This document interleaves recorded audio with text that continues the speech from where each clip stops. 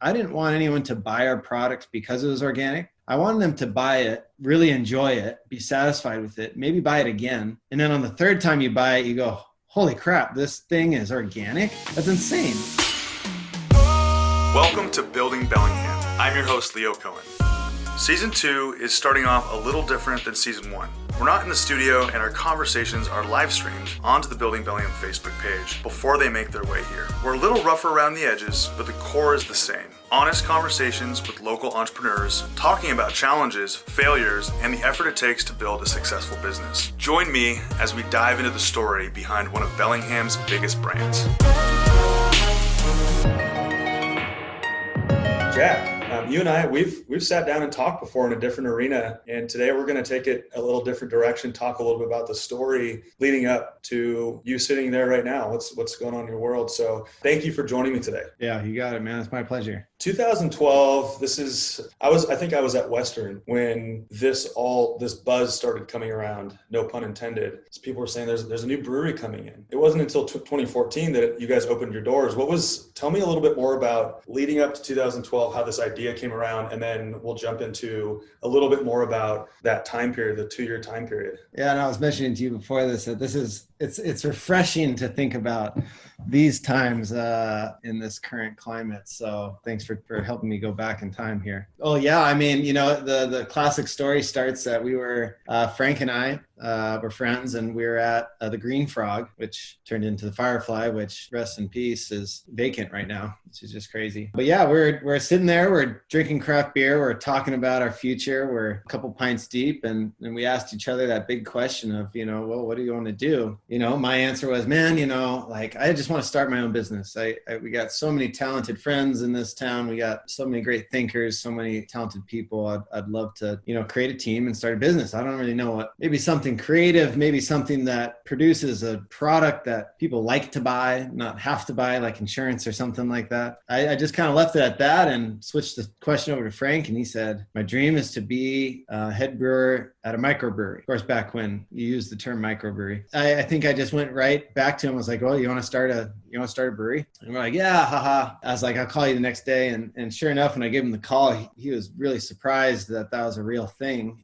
I think friends talk a lot about their dreams to each other. And I said, no, I wasn't messing around. If you want to meet, we met at Colshan. We talked about what the step one would be, and we shook hands. So created Aslan Brewing Co. LLC in his parents' basement right on Northwest Avenue, and then upgraded about 6 months later to a garage in the back of the Upfront Theater. And it was from there that I had just a little bit of money to get beer ingredients, get a couple little stainless homebrewer fermenters. Frank brewed every day as often as he could while I worked on a business plan with him and created kind of a plan, a logo, all this stuff. One thing led to another, and convinced the local bank to support us. And boom, warp to September, a year later. It was 1 year later, basically, after we shook hands, that we got keys to that building on North Forest. And then about 8 months after that, we opened our doors in May of 2014. And it has been an absolute whirlwind and roller coaster, and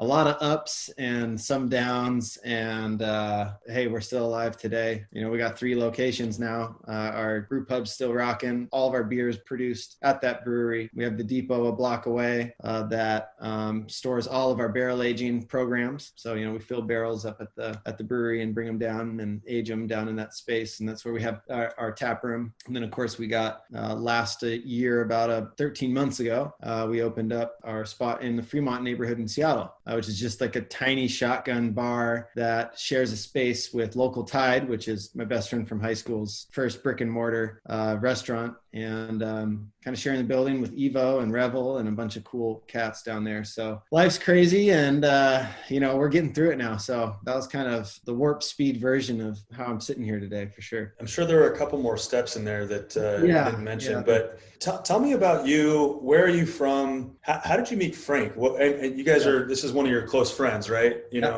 So let's work back a little bit from that handshake after the conversation that you thought was just a dreamer conversation that turned into a real, no, let's do this conversation. How did you meet Frank? Who are you? Where are you from? I'm born and raised in Seattle, real Seattle. I thought I was going to spend my whole life there. I was obsessed with Seattle. I still am. But, my dad was a businessman. My mom was a CPA, working downtown. It was like, that's what I thought you did. Got a job downtown and wore a suit and you did that thing. Went to school in Claremont, California, studied economics and psychology. Honestly, when I went to Claremont, which is one of the best economics programs in the nation, and I was really lucky to go there. It's also a very conservative program down there. I mean, my Gov 101 teacher was Professor Yeoman, who's Ronald Reagan's right-hand man, like literally was Ronald Reagan's advisor. And so he taught without looking at a book. He just sat there with his hands behind his back and talked. What it breeded was this sense of, a lot of investment bankers, a lot of stock day traders,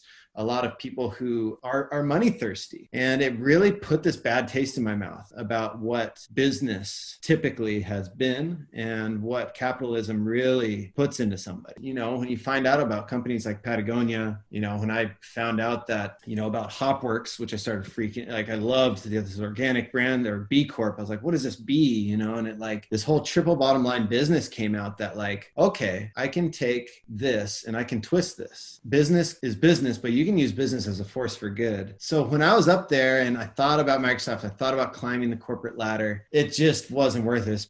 Fled LA, came back to here with the job lined up in Microsoft. I quit before my first day. I lasted about 6 days in Seattle before I went to Bellingham. And I went to Bellingham to follow a girl. She's now my wife. So I think that was ultimately a good choice. Worth it. Yeah. But when I got here, man, it was like this whole shock. Like I ate fast food. I didn't really care what was in my shampoo. There's this whole change that when I came to Bellingham, you start knowing about this stuff. My girlfriend came home from Western at the Huxley School of the Environment and started dumping out all our shampoos that had petrochemicals and all our food that had corn syrup in it and all this stuff. And it was like, no, from here on, we're going to, vote with our dollar and start buying locally whenever possible, supporting independent shops. And really that culture just came here. So we met like-minded friends, and that's where I met Frank. I was at his, house on High Street amongst all the college students. But I met this group of people that were part of the No Work, No School Club. This was a very educated, talented group of friends, men and women, who had just graduated college, who couldn't get a job in Bellingham because there just isn't very many jobs here. And yet we were all just kind of playing. We got to be friends first and kind of trust each other that way. And that's where I got to know Frank and his brother Bo and Pat Haynes, who also contributed to our start as well. That night that we were at the Green Frog just came out of nowhere, really. I mean, we didn't really talk about beer before then. We all drank beer. We loved beer. We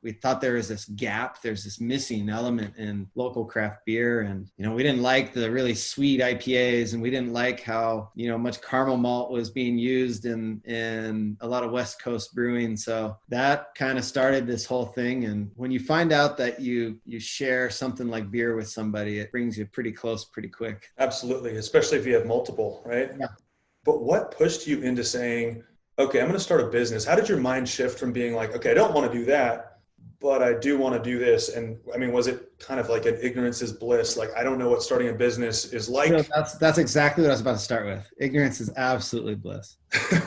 I sit here today and often I'm really tired, and being an entrepreneur and being an executive of a company that, before COVID had over 100 employees, and it's tough, man. And sometimes there are days where, and I can admit this to all my employees that like, this is not what I signed up for. It's like, well, this is actually exactly what you signed up for. So yeah, no, I think it was just this idea that it was a one step at a time, manifest destiny. All we wanted to do at the very beginning was to make a beer that we could sell for money, and we get to drink it as well, probably for free. That was it. Like, that was kind of the basis. Was like, wow, wouldn't it be cool if you got paid for brewing and you got to like do something unique and make it look good? And then there started being all these layers, right? Oh man, wouldn't it be cool if we source our ingredients local? Oh, wouldn't it be cool if they're organic? Wouldn't it be cool if we built our revenue surrounding the fact that we're going to be giving it back to the community? What if we reuse the building? What if there's all these these things that kind of helped design itself. And quite frankly, at the end of the day, things got out of hand. It was like we were growing at, first year we brewed 2,000 barrels. Next year we brewed 4,000 barrels. Next year we brewed 7,000 barrels. It was just like this insane growth that was beautiful, but definitely sets up for times like these as like, whoa, this is going to test something else. So you realized that there was this control of your own destiny, and you could do it exactly the way you wanted to, even if it's outside of the kind of the historical confines of how businesses are run. It doesn't matter, because you can do it the way that you want to do it. You and Frank can do it the way that you guys want to do it. And that attracted all the right people.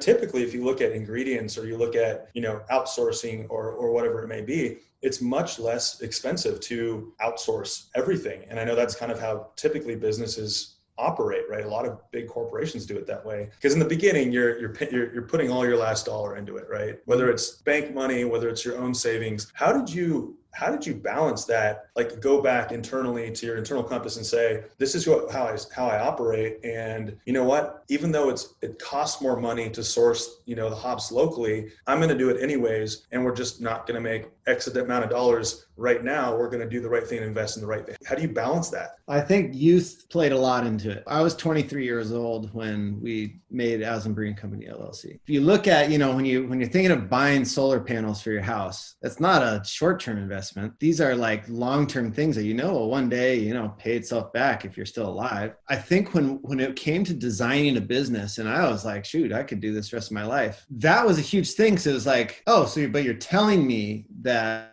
in the long run, this will pay itself back. Okay, then let's do it. Oh, you're telling me in the long run, like my goal wasn't to make money in the first 5 years. It wasn't to build this thing to sell it. It was to create this long-term epic example of how you can run business that is not only staying open, it's thriving while being able to give back to the people in the community. I mean, think about it. Like we were looking at people like Boundary and being like, whoa, they're Kolschin and chucking it, and being like, God, they're just so awesome. We can't beat them in their own game in our heads. It was like, we got to create a new form of this kind of business. And that's where this whole rabbit hole that we jumped into, that is, well, how can we make it even better? How can we give even more back? How can we uplift our employees and do all this? It's a long-term thing. I think the youth played a role into it, and understanding that this is going to take time. That even though our ingredients literally cost 3 to 4 times that of any of the other breweries in town, like for our base malt that we buy 60,000 pounds at a time, is literally 3.5 times as expensive per pound. That's insane. Like, we're talking hundreds of thousands of dollars of costs a year for our ingredients that are more. And I don't get to charge that much more per pint. It doesn't all add up. So those are these long-term things. Well, if you can guarantee I'm still in business in 10 years, then this is going to work. All the debts will be paid off, all this. And then finally you can start building this. So it was a long-term play for sure. Tell me a little bit about how many batches does it take? I mean, how many batches did it take from day one to get to open the doors to perfecting the IP? 15. The 15. That's what I called batch 15. Tell me about that. That was our 15th batch of IPA until we got it right. And you can't just do batches back and back. Think about it. That's like 4 months into your production that we felt like we got handle on this. Hey, if you go back to Yelp into 2014 and those first months that were open, there are some scathing reviews. I mean, people I think it had to do a little bit more with maybe we're the new guys in town. They thought that we wrote a check and this thing just happened. We're taking over their favorite brewery in town. It takes time. And we didn't have a pilot system. We had a 5-gallon homebrew system that when we tried to scale up to a 500-gallon system, nothing scaled up. It took time. And this is where the giving back to the community and making sure that you're taking care of the community that is responsible for your success came in handy, because people were coming back to try us out, even after they may have had a less than satisfactory beer experience. And then you start winning awards, you start figuring it out, efficiencies gain, you actually start setting the tone for what a quality control program program looks like. One of the things I'm very, very proud of is Aslan's quality control program and having one of the highest tech QC programs in the state. We have been approached by breweries around the nation for information on our data. And, I got to give Frank a lot of credit. I got to give our whole team a lot of credit. I mean, we hired scientists to come in and be our brewers. It's insane, but all 7 of our brewers right now have chemistry or biology degrees. And it is really cool to have that background and have education really lead it. But brewing with organic ingredients is tough. We don't get those sexy hops that everybody gets. We get 1/10 of the selection of everyone because it has to be certified organic. That kind of puts you into, this hole. You can't even use certain ingredients that 90% of all breweries use, like zinc, which is kind of a yeast nutrient, is literally not on the national list for organic food processing. So we can't use zinc, which I still don't get because it's a freaking element. What's cool is that it does paint this greater picture of, yes, you do need to try harder. If you're going to put an organic logo on it, you got to work for it. And so it doesn't come easy. It costs tens of thousands of dollars a year just to run that program. Every single beer we submit, we have to submit a new formula, a new label, a new everything that has to go through this whole process. So brewing restricts us. We can't be as flexible with, let's brew this beer last minute because it's got to get approved by the WSDA. I mean, there's a lot of things that hold us back that make us even more proud when those awards and accolades come in. Hey, it's Leo. I am a local real estate broker and owner of the Cohen Group Northwest, a team powered by the Molyot Group Realtors. If you're in the area and want to grab coffee or beers and talk business or real estate, shoot the Cohen Group a message on your favorite social media platform. And thank you for listening to the show. And you had mentioned something about early on about getting scathing feedback. How do you deal with feedback like that as an entrepreneur, as a business owner that's proud of what you're doing? Someone smacks you in the face and says, this sucks. You learn to not check Yelp before you go to bed. That is the one thing that I always will tell someone who just opens a new spot. Don't check these reviews right before you go to bed, because I've had many sleepless nights because of that. In our head, we're trying our hardest. We are good people. We are working our asses off. And then it comes to that and you're just like, wow. And they can still just have no sympathy for anything you do. But sometimes they're right. And sometimes they're wrong though. And I think that is something that people need to understand, that there is a purpose to check review. Sometimes it'll point out a trend. It'll point out, hey man, if you just got 6 reviews, the exact same thing over the weekend, they aren't making that up. You need to do something about this. But again, this was the worst. This was the moment that should have broken us, but didn't. This was in the local newspaper about 2 months in. We made a Berliner Weiss. It's the first Berliner Weiss made in town, which was kettle sour beer. So it's made with lactobacillus. It's got a sour tartness. It tastes like lemonade. So we make this beer, and this beer reviewer comes in, and the next day we get an F on our Disco Lemonade. It said under the review, I'd rather be drinking the ketchup at my table than this beer. This is widely posted, widely shared. I think a lot has changed in terms of social media since 2014. And that was kind of ringing loud for people. People were even coming in the next day to be like, gotta try this F beer. I gotta see how bad this thing is. The funny thing is that beer made it to the medal round at the GABF that year. It is in the top percentage of the best Berliner Weisses in the entire nation. There's this thing, right? Of when you're getting this feedback, you have to put it through a conscious filter in your brain. This might be true. This might not be true. People's words have a lot of weight, especially when they come from certain periodicals or sources. I mean, it's tough to fight. But what we did was we looked at each other in the eye that night. I remember it was bad. We got that news at 4 p.m. Everybody's leaving, and we were just looking at each other but we're see you tomorrow. I'll see you tomorrow morning. All right. Yep, I'll be here. Show up, and you just keep banging your head against the wall till this thing breaks through. So it's tough. There's a lot of truths you can get out of it, a lot of lessons. But sometimes, man, you just got to stick to your guns and keep doing what you're doing. I'm glad you didn't go into ketchup manufacturing, because that would have been a different route that probably wouldn't have landed you where you are right now. And okay, so let's go back to kind of when this all started. 2012, you go to the bank. Hair down to my shoulders, and I was in flip-flops and shorts. You've got hair down to your shoulders, you got flip-flops on, and you go and you sit down with this local bank or regional bank, and you say, all right, here's what I want to do. And what was that conversation like? Well, I went to 4 banks. and they're all local, generally regional. The first one I went to, the guy was just smiling behind desk. I had a 64-page business plan.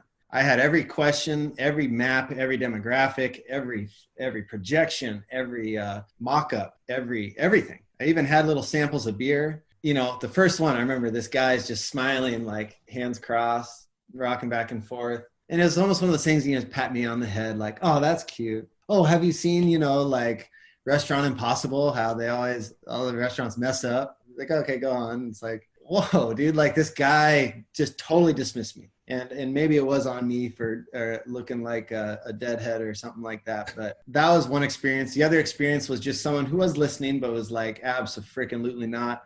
There's enough breweries in town. There's 3, man. Like, huh.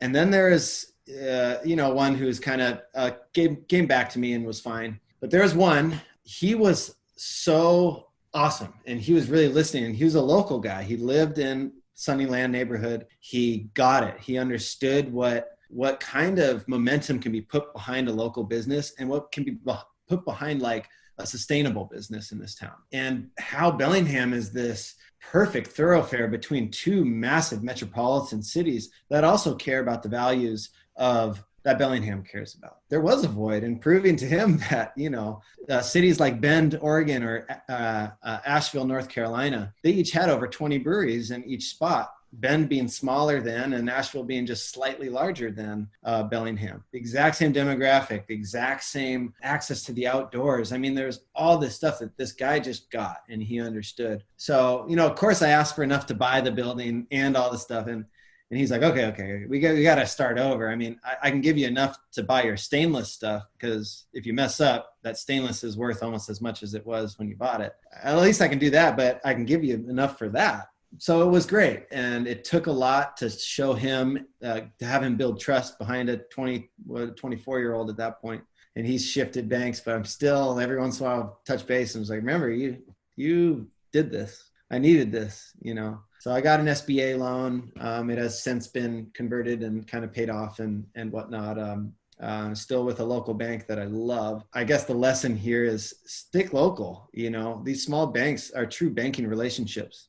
You know, my dad was like, you know, that's how banking relationships used to be back in the day. You know, they trust you, and maybe the numbers didn't fully check all the boxes, but they're like, actually, this guy or gal has their stuff in order. So that has actually proven to be true still today.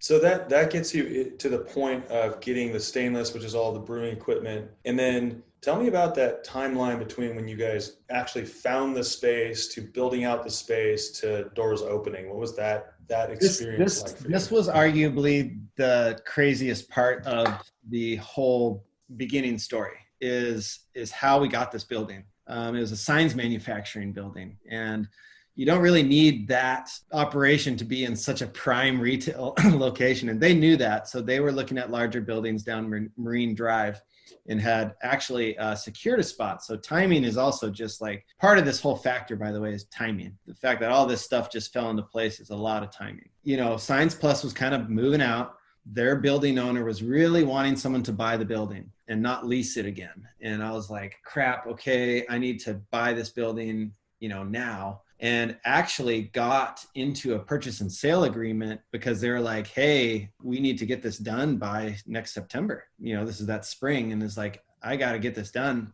And so I was kind of doing this purchase and sale agreement. The bank hadn't yet said, you can't get that $1.5 million loan. I mean, you know, we're not going to give that to you. And it was like this, oh crap moment. The purchase and sale agreement, we had already put a non-refundable 10 grand down on. I mean, it was this whole thing of like manifest destiny. So I had literally 7 days until that purchase and sale agreement ran out, or excuse me, the 10,000 was due in 7 days. And I had 7 days to find someone to get it, or else I was kind of screwed. It was wild. We were having this little tasting in our little garage. And suddenly, you know, this woman shows up and I pour her a ginger rye. And she's like, I don't like beer. What should I drink? And I was like, you should try this. And then she goes, here you go. And we had a tip jar, of course. And she gave me $100 bill. And I was like, whoa, like, absolutely not. You know, this, just take it. It's all good. And she's like, no, I'm so-and-so. I'm that person, you know, that I think can buy this building that I heard that you need someone to buy. And what happened was, it was about 40 minutes of us talking in the corner, her having 3 ginger eyes, and she's not a beer drinker, but she was like, this doesn't taste like beer to me. And this is awesome. Like, I love this. This is the kind of stuff you guys want to do. 3 days later, and like a bunch more phone calls and showing them our business model, they signed, like transferred over the purchase and sale. They sent in an unrefundable deposit. And just like that, like in a 6-day period, we found somebody to buy it. And they said, name your lease price. I mean, they're just so awesome. Wow. I mean, it was one of those things. It was like, well, what's going to have you succeed? And I was like, this number, which if I told anyone would be like, what? Getting away with murder. That was insane. Like, that was a gnarly point in my life where it was like phone call. We got that keys that September, and we became our own construction team. I mean, I had never put on a tool belt before then, and I was working, 80, 90-hour weeks as a laborer for the next 8 months. So it was quite the transition. And during that time when you were, even leading up to getting this purchase and sale agreement done, getting this investor, all of these different elements that came together all at once, were you working another job, or were you just going 100% all in on this? No. And this is where, I am one of the luckiest kids in the world. Back in the day, my parents gave us 10 grand or something put in stocks. Well, the stocks I chose were Netflix, Amazon, and, All right. So Netflix stock paid for my like down payment on the loan to get all this started. I also like put a little aside and was like, okay, I can bleed for a year on this. Let's go. Like, okay, let's do this. So, I mean, I had that, but Frank had quit his job. He was on food stamps. He was literally all we could pay him was $1,000 a month, and even that was kind of stretching it. Pat as well was helping at that point full-time too. He had quit his job and was on food stamps. I mean, they'd go to Papa John's and get a grab and go, and then go to the co-op and get veggies and put it on the pizza. Like, I'd watch this all the time and be like, it was a gnarly little transition. I'm absolutely broke still, but I have this wonderful asset, of course.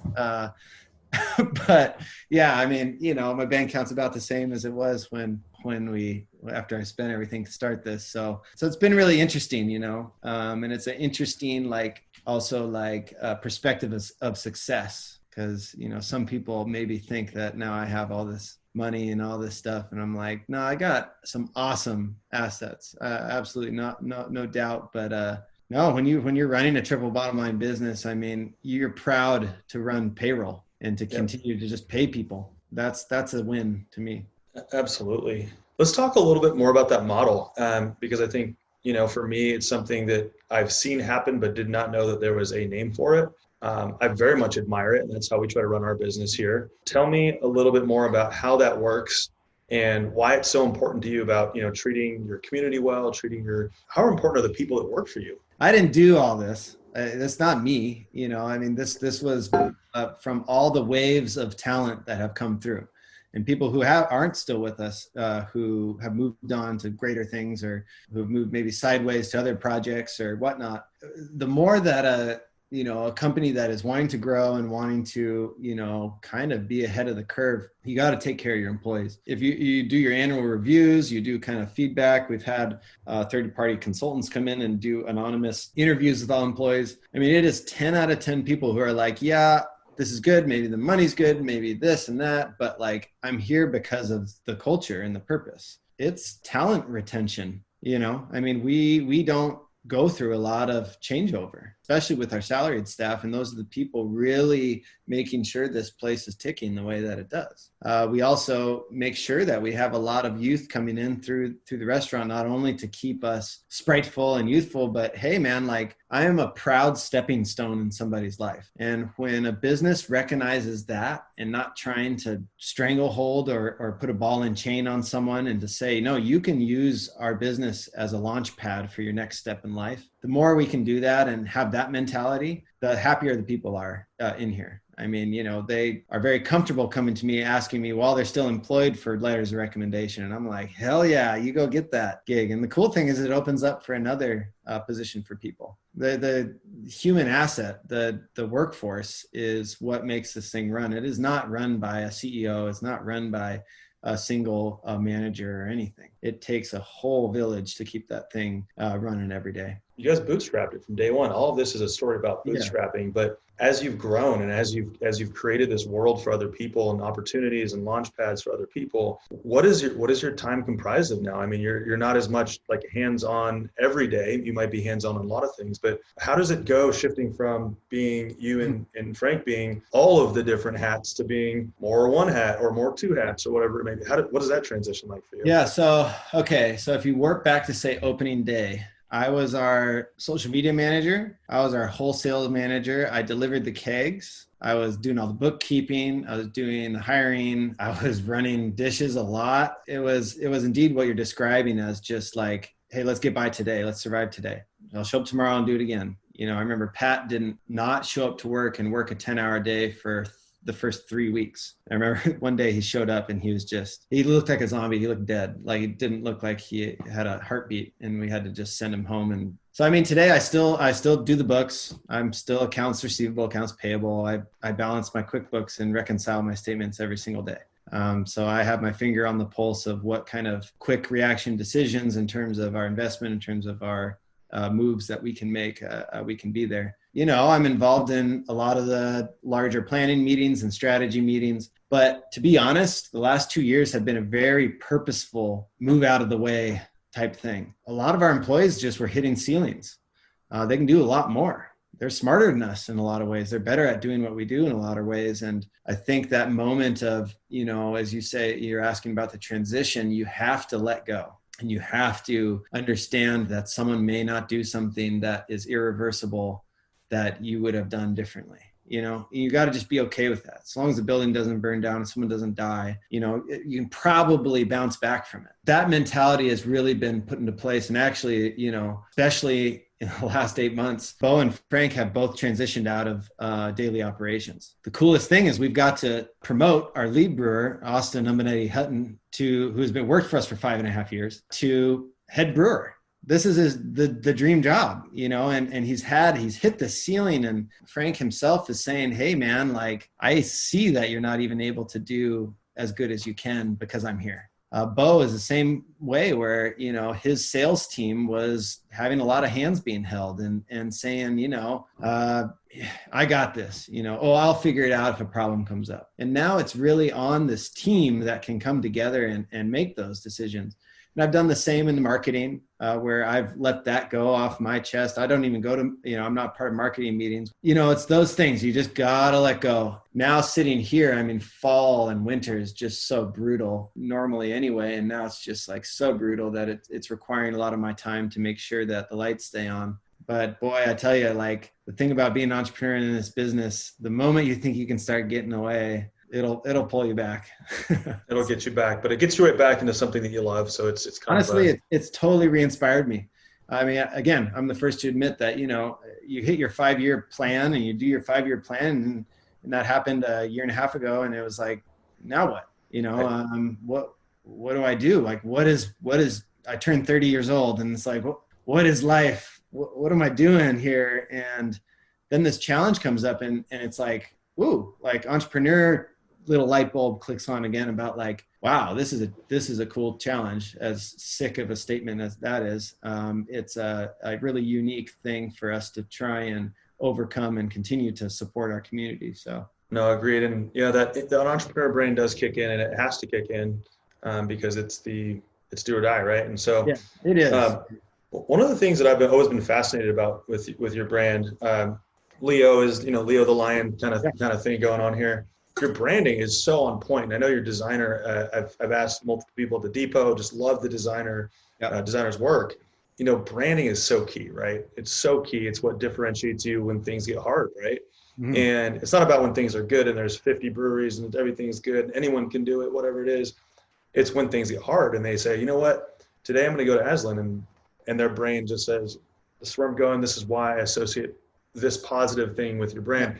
Tell me a little bit more about the vision of your brand and the origin of your brand. How did that start? How did it grow into this lion? Well, just I wouldn't be able to start this conversation without shouting out our graphic designer, Austin Martin, who is the best in the industry, in my opinion. he from day one taught me about true branding guidelines, like the strictness of branding, like, never produce a public facing thing without this typeface. Never let someone invert the colors on the hop head, else it turns into a different animal, which actually, if you take our logo and you switch the colors, it does. It looks like a monkey instead of a lion, which is kind of crazy. There's all these things that you start learning. But what it came down to was, when we decided to do an organic brewery, I grew up in Seattle, and PCC is our like organic food store, right? Mm-hmm. I was just right at the bottom of the hill where I lived. And, when you walked in, just like everything was so underwhelming. The cereal didn't have the cool mazes on the back, and the fruit snacks never like looked as fun. Everything just kind of had this like really granola, for lack of a better word, vibe to it. It was really important for me to change this vibe of what an organic or health-based brand can be. And I'm sorry, like going to the co-op in Bellingham in 2012 versus 2020 now, and seeing all the different brands, go down to the chip aisle, go down to the beverage aisle. It is like, it's night and day. I mean, people have realized that just because it's organic doesn't mean that it has to have, really crappy branding. Like, it can be really sexy, and it can be really clean. It can look like a awesome, like, enterprise level business. This is why people, we've heard, oh, Aslan, yeah, you guys have this huge marketing branding budget. And it's like, no, we don't. We just stuck to it from day one of sticking to this one foolproof way of branding. And the fact that we've been lucky enough since 2012, having the exact same person as our graphic designer. He happens to be the best of the best. So it's like, to me, it's the purpose was to make organic sexy again, bring, sexy back for organic if it was ever there in the first place. So I think that we did just that. And a lot of people say, why didn't you push organic more on your branding? Why don't, a lot of people didn't know that our beer is organic, and why isn't it just blasted, and the term greenwashing always came to mind of like, I didn't want anyone to buy our product because it was organic. I wanted them to buy it, really enjoy it, be satisfied with it, maybe buy it again. And then on the third time you buy it, you go, holy crap, this thing is organic? That's insane. That to me has a longer lasting thing, because you're buying it because you actually like it, not just because it's good for the world. I've been challenged on this a billion times. And actually, just this year, we started a new campaign, a Drink Organic Beer campaign. And we are hanging our hat on that because, you know what? We bust our butts to make organic beer. So I do think it's about time to, really push and remind people, hey, man, this is an organic product. Seattle people, our beer is $13.99 on that shelf because it's an organic product. That's a high quality product. How you can support a cost like that, make it good, make it look good.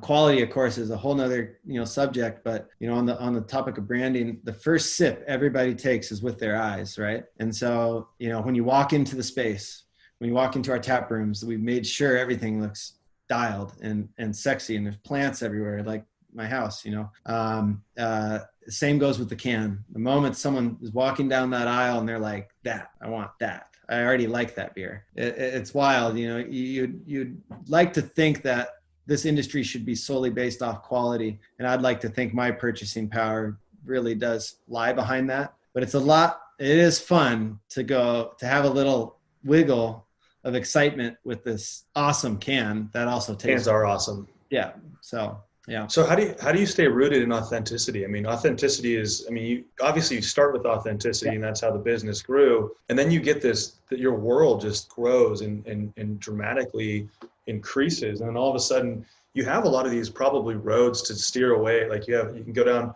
this is me.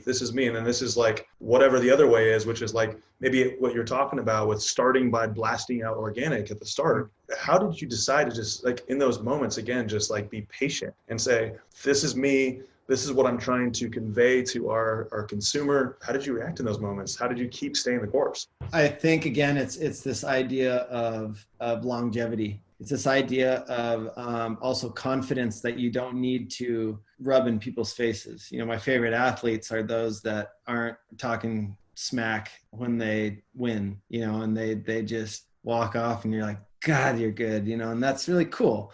And I say that, and we have the flashiest brand. Like we love making bright colors and really bold statements and stuff like that. Yeah. Authenticity is hard because what is authenticity? Authenticity is learned. It may not have been you all along. For example, we started this lager program, for example, 2 years ago and started really focusing on making lagers. And this was a big push by Frank to make authentic beer. It's really hard to put roots in American authenticity when, we take inspiration. We're a big melting pot. And I'm sorry, every lager was based off a German lager. Every Saison was this French Saison yeast. For us to be authentic as well is really like almost an oxymoron, right? So you almost have to admit that from the start. We don't say we make a Pilsner, we make a Pilsner style lager. You make a Kolsch style ale. And so I think admitting that is part of the process, and that makes you authentic. That makes your transparency really clean. I mean, in this day and age of the age of information, people can find out dirt and find out where you're getting your stuff and everything. So you might as well make all your dirt as clean as possible, right? Yep. Like transparency is huge. So that's a huge thing. Is like we knew that if we subtly place this organic in enough spots, right you get to our website, it's there. It's not necessarily in the restaurant, but when on the menu, it's subtly there. People are going to stumble and find it and really appreciate that you're not smacking them over the head with it. It is right. It's just there. It's a fact about you. And I don't think facts need to be bragged about as much as others, marketing professors and advertising people are just like strangling me right now, being like, no. How are people going to know then? And I think that, again, it's still debatable. I mean, shoot, I'm starting a campaign this year that is based around telling people to drink organic beer. I'm really curious about this trio dynamic, having two other business partners. Each one of you is unique, and you probably appreciate each other for each other's unique talents and skills, and appreciate where you have shortcomings as a business person, whatever it may be. How does it operate to have two other business partners? Do you butt heads? When you butt heads, how do you solve those problems? Tell me more about that dynamic and how important that is. So it's funny because, Bo and Frank are brothers. So there's a whole other dynamic there. I had two brothers as well. And I mean, there's these things that, Bo and Frank are just hilarious, but you found that's got them through a lot of situations. What it did though, talking about the multiple business partners, it's hard. It's harder. Now that Bo and Frank have stepped away from daily operations, it is arguably easier for me as an executive to do my job, because now it's just my word. But here's the deal: is I'm trying to uplift and elevate everybody, employees who are not owners in the company, to feel like they have that kind of investment. And that's a tough thing because, they're not. They wouldn't lose or gain anything if the business went under or anything like that, other than their jobs. It's not like they would have to owe all these debts that I owe. In many ways, it's easier. What's harder about kind of being solo at this point is that the trio always uplifted each other. Life is hard, and it brings people down. And what having multiple other people is like, it always seemed that if somebody was down, at least one of the other two were like popping into the room being like, all right, boys, like, how are we doing today? Da, da, da. And you're just like, oh, wow. Like, thanks. I can't go on like this today with you acting like dude, that. I can't do this. You're right. Yeah. Like everything's fine, So I think that kind of camaraderie and that kind of brotherhood helped us specifically. It also created a lot of hurt. Where communication was lacking. You can't tell everyone everything and how your brain works, and certain things get through certain other people and people get hurt. It also was extremely difficult. Ultimately led to, what at the end of the day had us be like, what? I think we fulfilled as a trio what we needed to do as a team here. It's time to uplift a couple employees, and I'm still here and loving what I'm doing. So that it's interesting. Frank right now, not to jinx anything, knock on wood, but got accepted to be a head brewer in a brewery in Paris. His lifelong dream to go brew in Europe. It is extremely emotional to me because like that opportunity would not have come up. Like applying for a head brewer job and then getting accepted, it's insane. Wouldn't have happened without what we went through, right? It's okay that Aslan isn't the end all be all. It's okay to be a launch pad for people's lives and success. And that mentality keeps Aslan fresh. And that's why I think we'll always be relevant. That's why I don't think we're going to get dated. That's why I think that, this fresh ideas, fresh blood doesn't cause stagnancy. I think having me at the top of this business forever is a bad idea.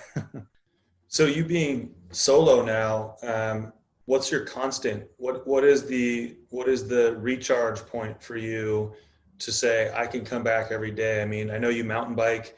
What are the things that you like to do that recharge you and bring you back to your full energy at the business? So I think my immediate community is my mental haven.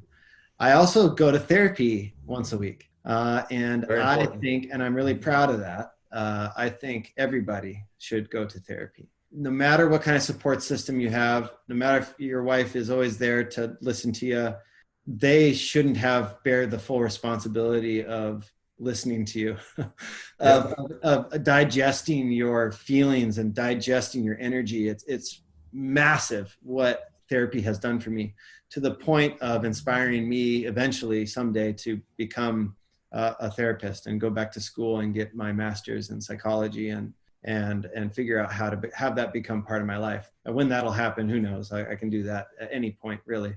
But yeah, staying active is huge. I played college football and I gotta get my body moving. So, I've been mountain biking like crazy. I go for runs. I go swimming a lot. I go skiing. I'm ready for ski season this year. Playing is a very, very important part of sustaining this, because I'll be the first to admit that, boy, there are days where I just feel like I feel tired and I'm just drained and I cannot believe that I'm going through this again. That's okay. And I think you just need to identify that, you see it, and you continue to take care of yourself, because it doesn't happen every day. There are way more good days than bad, and I think that to have anyone believe that there should be 100% good days is just not reality. So it's okay to feel down. It's okay, when someone says, hey, this week I'm feeling burnt out. Hey, that's what we got sick pay for. We've made our sick pay with our employees mean also, it's not just, hey, give us a doctor's note. It's, hey, you need a mental health day? Great. You're still getting paid today. Go home. And they come back next day and they're like, wow, I needed that. And you're like, yeah, I know. I know what you're going through. I get it. I understand. So self-care, man, it has never been more important. All of that is so important. The recharge, as a business owner, as an employee, as a human being, no matter who you are, the recharge is incredibly important. And thanks for sharing that. And as far as the future goes, I know you talked about some of your future plans. Let's say the next 3 to 5 years. What are some exciting things that you're excited about, if you don't mind sharing, with Aslan, the depot, and the Seattle location?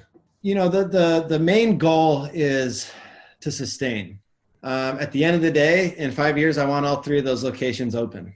That's number one goal.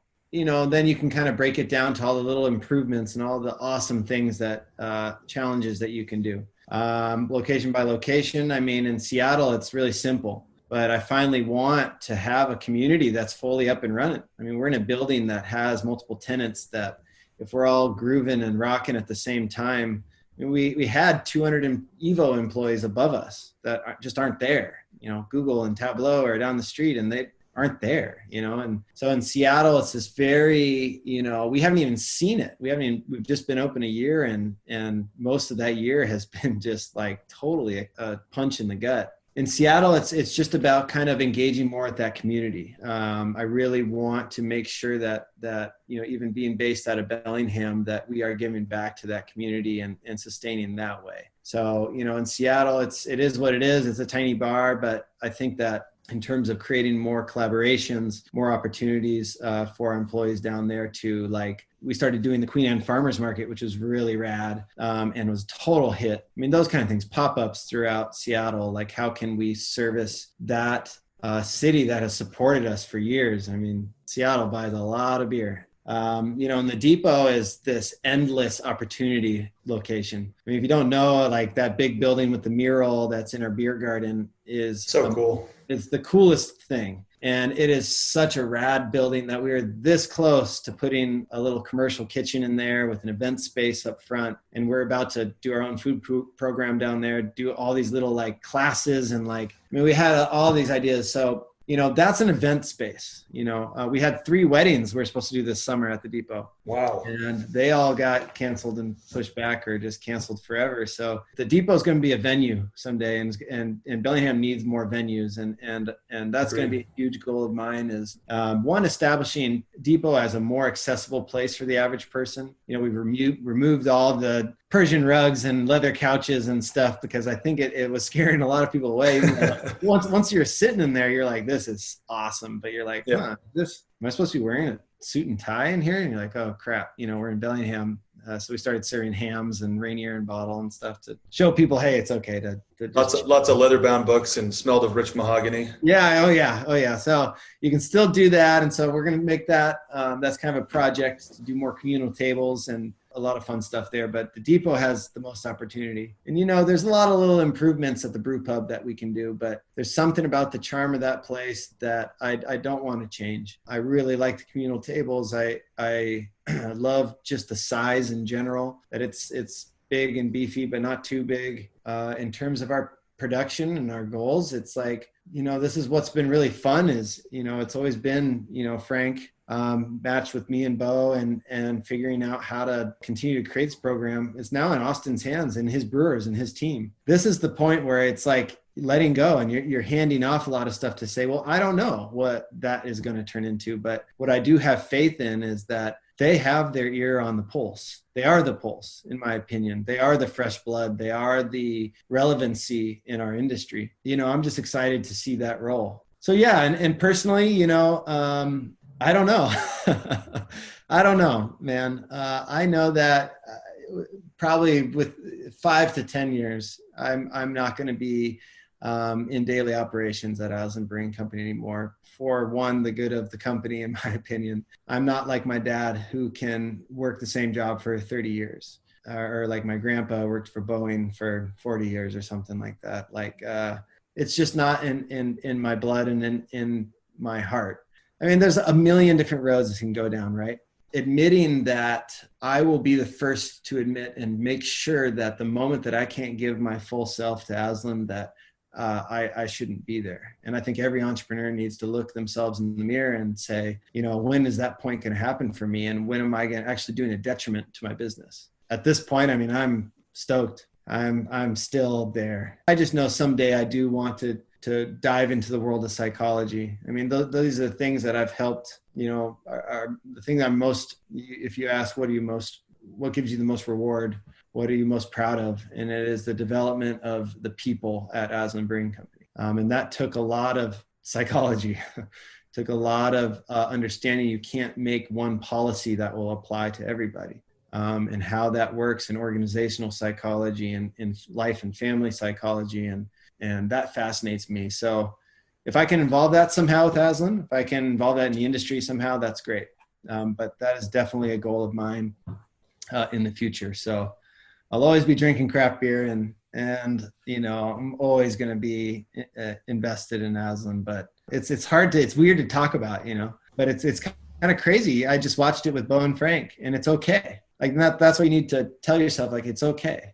It's okay that, you know, Bo's about to go on a little adventure, you know, surf adventure solo, you know, like doing this whole kind of thing. And Frank's living his dream, you know, going to go do it in Europe. And like, this is really cool. It's not a loss. It's a change and it can be for the good. So I'm not going to let that hold me back from taking my next step either. Building Bellingham is a community podcast exploring leadership, challenges, failures, and business with entrepreneurs right here in Bellingham, Washington. You can watch interviews live and be the first to hear about upcoming guests on the Building Bellingham Facebook and Instagram pages. Again, I'm your host, Leo Cohen of the Cohen Group Northwest. This episode was produced and edited by Cooper Hansley and Tiffany Holden. Our logo was designed by Sam Vogt. To learn more about the team behind the podcast, search Cohen Group NW on Google, Facebook, Instagram, or LinkedIn.